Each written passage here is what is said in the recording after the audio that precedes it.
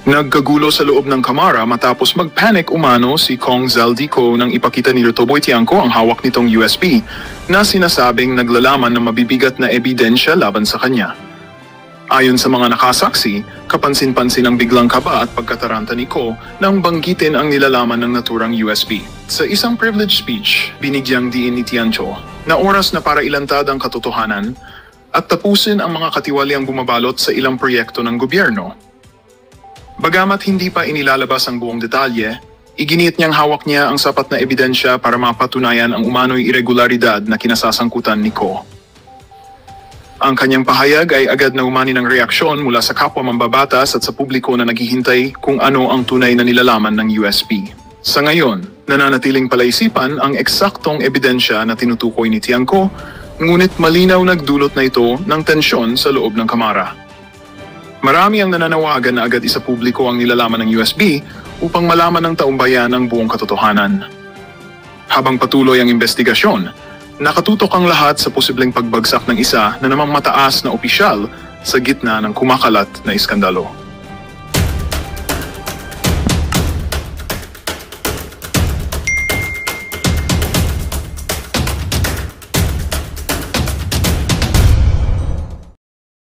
So bakit kailangan dumaan sa party list ang mga proyekto para sa distrito?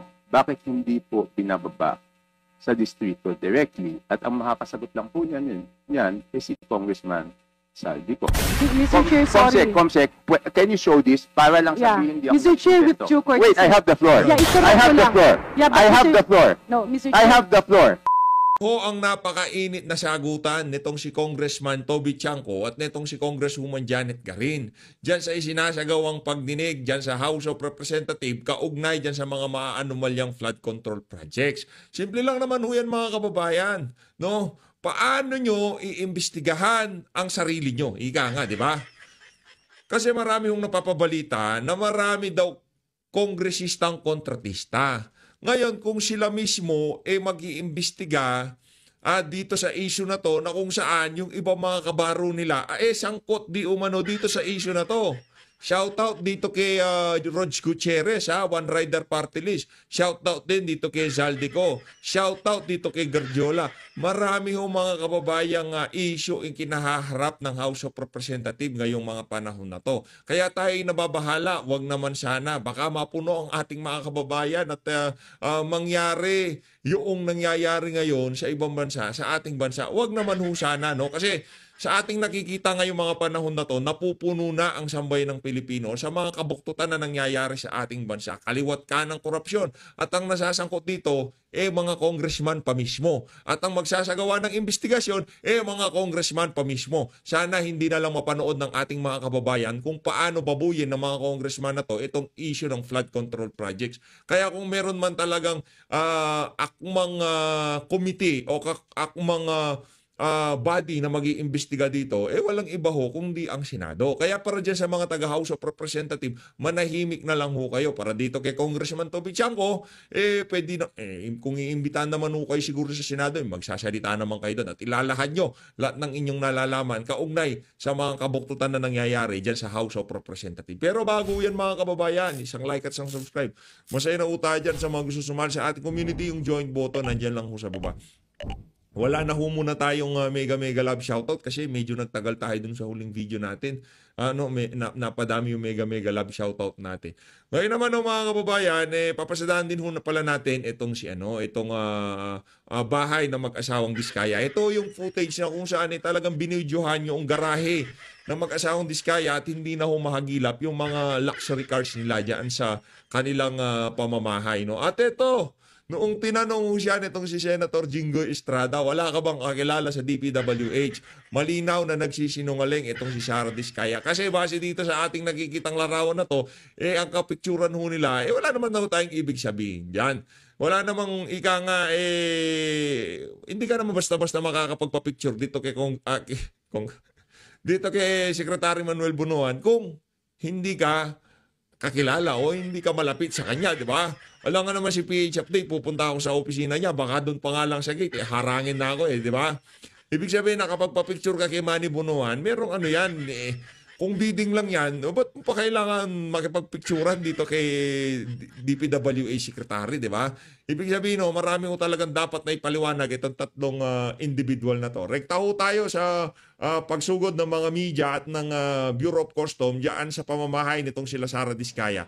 Yang inyong nakikita na yun, mga kababayan, yaan ho yung na-picture doon sa vlog nitong si Julius Babawat. Ngayon, malinis na ho ang kanilang pamamahay. Yung dose-dose na, yung mahigit 40 sasakyan, wala na ho ngayong mga panahon na to. Malinis na, ika nga. Wala yung ebidensya, malinis na. 'Di ba? Kaya yung mga pera, yung ipapabalik sa kanila, wala na ho yun. Anak ng tokwa, ano na ho yun, ika nga, naitago na nila doon sa isang lugar na walang makakakita, sila lang ang nakakaalam, ika nga. Ayan ang mga kababayan. Malinis na ang garahe nitong sila Sara Diskaya. Para sa sambayan ng Pilipino na umaasa pa na mababawi natin kung ano man ang dapat mabawi dito sa mga kontraktor na to, wag na ho kayong wag na ho kayong umasa pa. 'Di ba? O siguro kung kukunin lahat ng ari-arian na yan dahil nga naman marami silang problema, yung mga falsipikadong sabihin na natin wala silang ghost project, okay? Wala silang ghost project. Pero doon sa daan-daang flood control projects na nakuha nila, kung gumana lahat ng mga yon, ibig sabihin wala hong baha dyan sa lungsod ng Maynila, dyan sa Metro Manila. Ang pagbaha sa Metro Manila, at napakaraming nakuhang flood control projects ng pamilya na to, isa lang hong ibig sabihin yan, falsipikado yung ginawa nila. Aayusin nyo ba ng walang gastos ng pamahalaan o kukunin lahat ng inyong mga ari-arian? Pili lang kayo sa dalawa, napakasimple. At ngayon naman mga kababayan, nasa sila? Nasa St. Gerard Construction, Nasa St. Gerard Construction building ho sila. Dito naman tayo kay Boying Remulla. Pakibalita ho tayo kung anong nangyari sa interview niya sa JBC. Eto, Boying, anong balita? Gusto mo daw pakulong si BP Sara? Di umano, sabi ni Senator Amy Marcos. Sabay bawi, no? Balita ko, gusto mo daw pakulong si BP Sara? Di umano, sabi ni Senator Amy Marcos. Pag daw naupo ka, pati yung pag naupo ka daw ombudsman, pati yung mga kaalyado at mga kaibigan, ipapakulong niyo daw. Di umano, sabi ni Senator Amy. Huwag ko kayo ganyan. Talunin niyo na lang sa 2028. Kayo naman. I'll be filing a motion to resolve the issue. In the first place, dapat pala hindi ka pwedeng interviewin ng JBC. Kasi meron ho kayong pending case sa ombudsman. Paano ka magiging ombudsman kung ikaw mismo meron kaso sa ombudsman? Di ba labo nun, sir?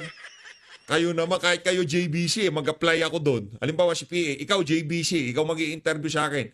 Mag-a-apply ako ng ombudsman na meron nakahaing kaso sa akin sa ombudsman. Di pwede yun. Conflict of interest. I-absuelto ko sarili ko pagka naging ombudsman ako? Labo nun. As soon as possible. Tapos sir, ano po ba yung inilalatag natin doon sa ating pong naging sagot na from the start hanggang po sa ngayon, sir?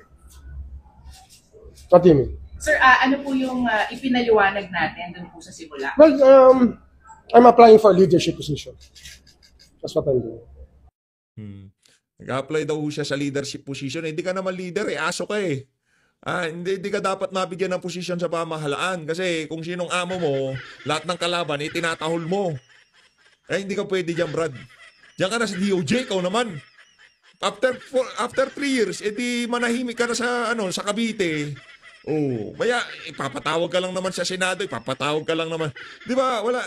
Kayo naman, hindi naman pwede yung ganon.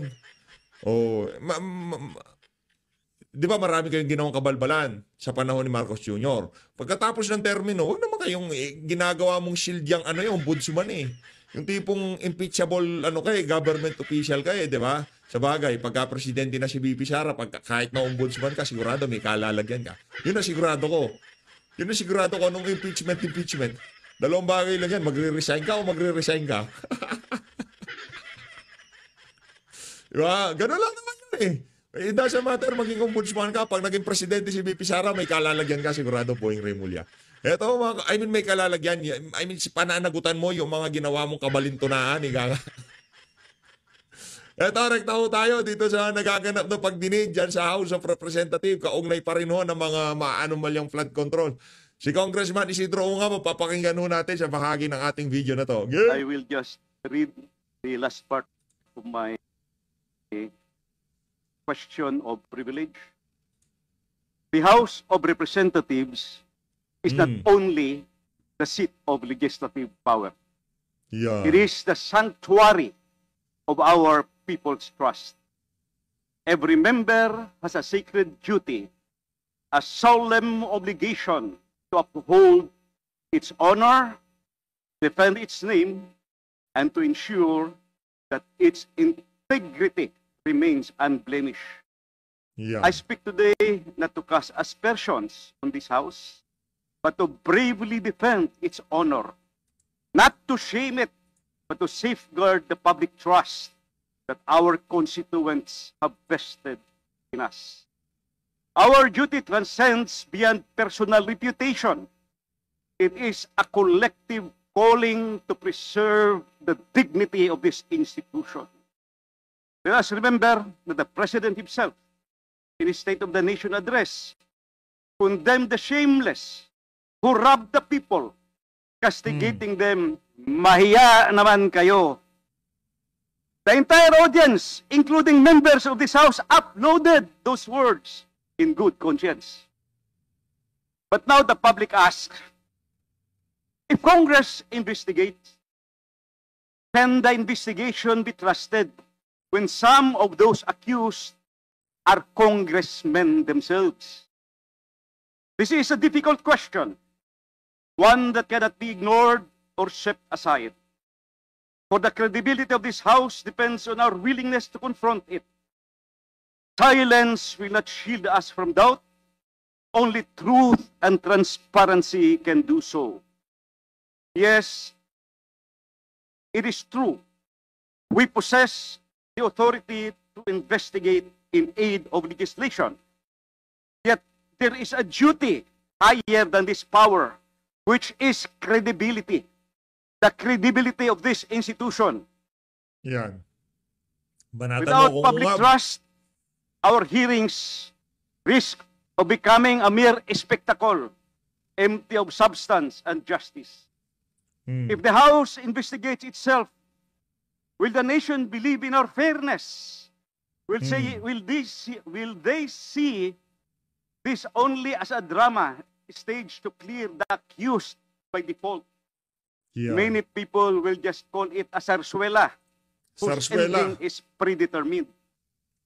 To truly protect the dignity of this House, we must show we are not above the law nor exempt from scrutiny. Our sacred duty is to set an example. Let us consider an investigation led by independent bodies, the Ombudsman, the Commission on Audit, or an impartial panel. Why hesitate if our hearts and records are clean? If we value integrity, transparency must not be feared, but it must be welcomed. We can go further, establish a credible anti-corruption body, modeled after Hong Kong's Independent Commission Against Corruption and Singapore's Corrupt Practices Investigation Bureau, empowered to investigate these allegations without taint of political interest. If we are innocent, a fair investigation will vindicate us. If any are guilty, justice must be done unflinchingly without regard to rank or status. My dear colleagues, no single member's reputation can outweigh the collective honor of this House and the sacred trust of our people. Integrity is not safeguarded by words or pageantry. It is demonstrated by decisive and principled action. Let us show the Filipino people that we fear no truth. 30 seconds, please. That we are ready to cleanse our ranks if called for. Each of us is entrusted with a sacred duty to ensure that the House of Representatives remain a true pillar of integrity in our democracy.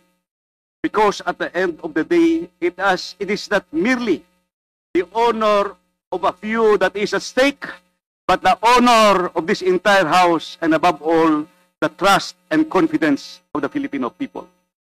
Let us keep always in mind that the truth will come out as it must. So let us be sure that when it does, we are ready, unafraid, and worthy of the trust we hold. Thank you, Mr. Chairman. Thank you, Congressman. Malinaw. Putaho tayo kay Eli San Fernando. House Resolution Yo. number 88, Congressman Elijah San Fernando, please. Maraming salamat po, Mr. Chair.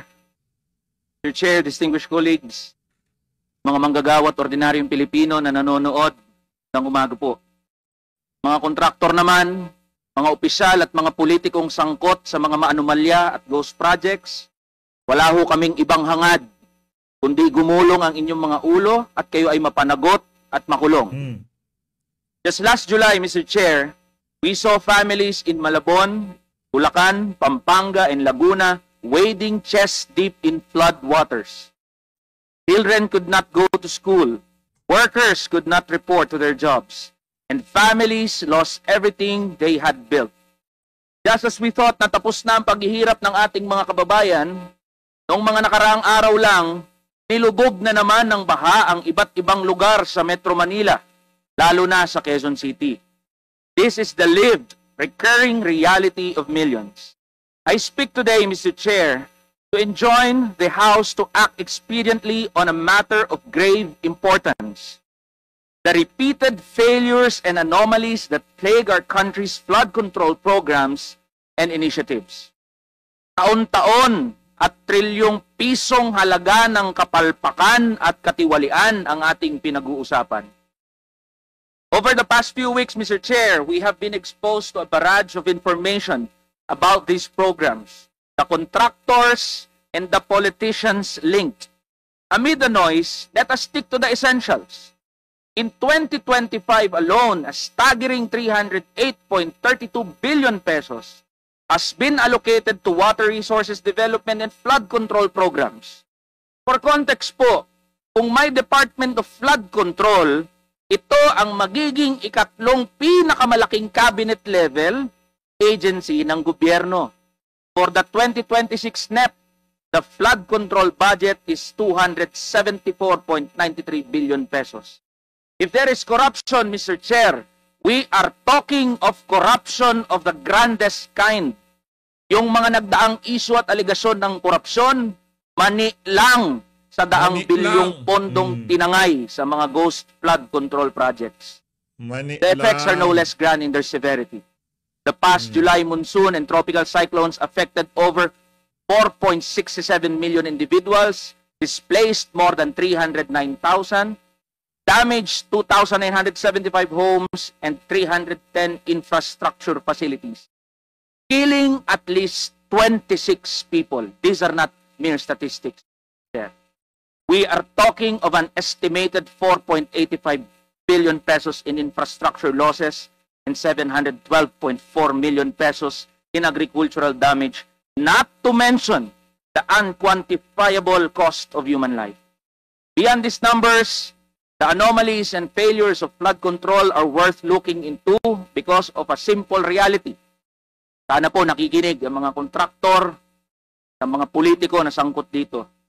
Kapag palpak ang flood control, ang ordinaryong Pilipino ang unang nasasaktan. Kapag bumaha, di naman ang mga mayayamang engineer o mga politikong senador o congressman o mga kontraktor na nakatira sa kanilang mansyon o gumagamit ng dose-dose ng mamahal. Kumaklimax pa lang itong si Eli San Fernando, walang kwenta talaga itong mga pagdinig sa House of Representatives. Ang ganda ng punto eh. Haling SUVs ang naghihirap. Ang naghihirap po ay tayong mga manggagawa at ordinaryo. Tayo ang mas madaling nagkakasakit, mas madaling nasisira ang bahay. If the state fails in guaranteeing adequate protection from natural disasters, it is failing in its basic duty to protect the most disenfranchised in our society. Ghost projects, kickbacks, substandard engineering, ang dami na pong pangalan. No matter the form it takes, we are asking to end this vicious cycle of incompetence and corruption. We are insisting that every death linked to flooding is a preventable death. The oversight function of Congress compels us to ensure that the executive is performing its duties in service of the Constitution, which asks us to protect the right of the people to a balanced and healthful ecology and reduce social, economic, and political inequalities. Kung may kailangang managot, Mr. Chair, panagutin po natin kahit sino pa po sila. If we wish to restore the trust of the people in our government and its institutions, we are compelled to act and to act now. Looking forward, Mr. Chair, we hope that this is the beginning of a conversation about climate resilience and the reforms necessary to equip all Filipinos as we brace for worsening natural disasters. May we start at accountability and end with foresight. We thus offer House Resolution number 88 for the consideration of this House. Muli po, sa mga manggagawa at ordinaryong Pilipinong nakikinig, magandang umaga, maraming salamat.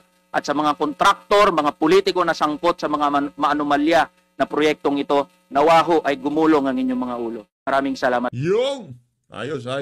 Kahit batayan ni Risa, okay lang. Sige, maganda naman yung sinabi niya. Lipat na ho tayo. Tuloy ho natin. Malupit ho mga punto nitong si Congressman Ungab dito. Mahalaga na malaman natin saan galing ito.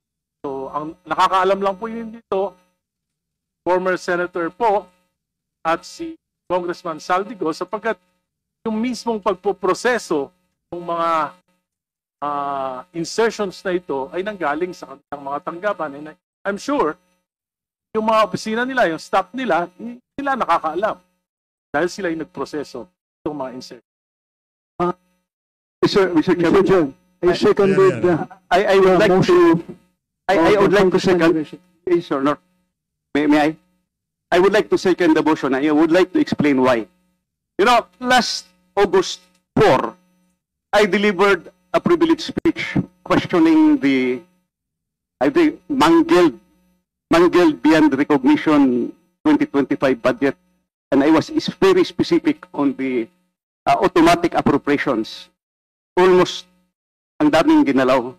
So hindi lang yung program appropriation, new general appropriations ang ginalaw pa yung program. In fact, towards my ending statement, I have said that 2025 budget is the most corrupt budget ever passed in the history of Congress. Sinabi ko yan. You know what? Nung araw sa time namin, pag may nag-mention sa previous budget, yung former chairman, tatayo kagad yan sa plenary. Magsasalita, question of privilege, individual and collective privilege, i-explain kung anong nangyari. Mr. Chairman, August 4 ako nagsabi, 2025 budget is the most corrupt budget. Hanggang ngayon, wala akong narinig na denial man lang sa previous chairman o sa previous members ng committee. Does this mean na hindi nila kaya i-dispute yung sinabi ko na 2025 budget is the most corrupt budget ever passed in the history of Congress? So I second that motion, Mr. Chairman. Mr. Chairman, I am objecting on the motion. I am objecting on the motion. Nagsasalita itong si Abante. I would like to know the reason why, because I would like to find out if we're going to invite them here, are they resource speakers or they are members of the House of Representatives? Are we going to ask them questions? Are they going to answer it? We'd like to find out. Mr. Chairman. Mr. Chairman. Mr. Chairman, move for a few minutes suspension. Mr. Chairman. Move to suspend. Mr. There's a pending motion by Congressman Arrece. Mr. Chairman, there's... I second. Suntukan na lang, game mo. Suntukan na lang kayo dyan, para mas masaya, suntukan, Suntukan na lang, narinig nyo si Janet Garin, Kay Janet Garin tayo ngayon. To go for a personal matter. Mr. Chair, with due courtesy to all my colleagues, kanina lang ay tinanong ni Congressman Shell Jokno at ni Congressman Secretary Laila de Lima na hindi ba pangit na meron tayong komitiba and we might be investigating our colleagues? That's precisely the reason, Mr. Chair, why we are all here, because of our oversight powers. Yes, tutumbukin yan by the third-party investigators, and if there are cases, let cases be filed against the personality. Pero ang punto ko lang, Mr. Chair, I am appealing to our members, wag po nating ilihis na patuloy ito na nangyayari. Nagbago na ang chairman ng Committee on Appropriations, nangyayari pa rin. And tila ako, nung pag-aral ko ng 2026 proposed NEP, merong mga napasok na flood control projects na hindi nanggaling sa baba.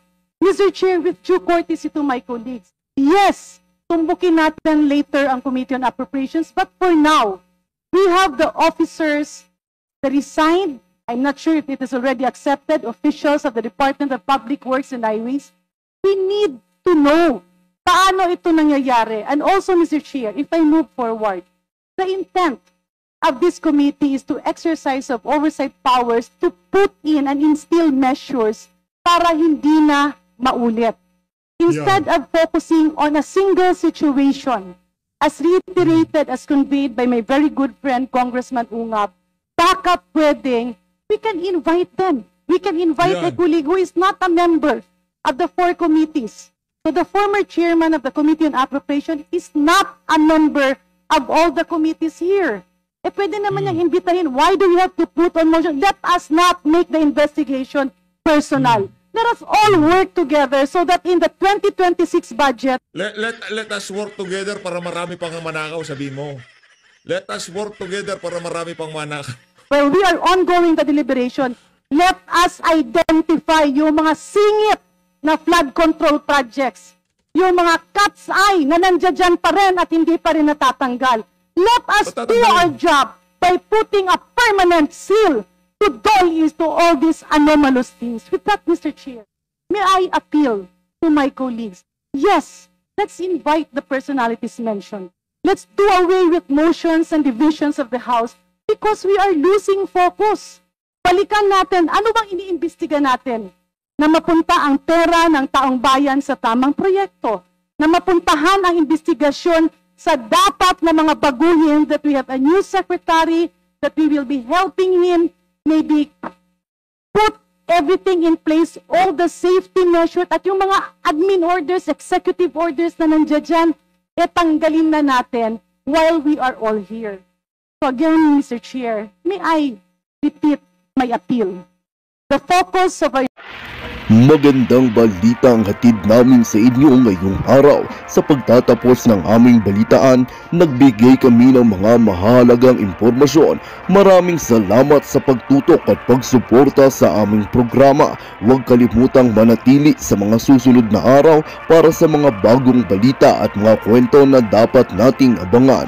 Mula sa Boses ng Masa, magandang araw, Pilipinas!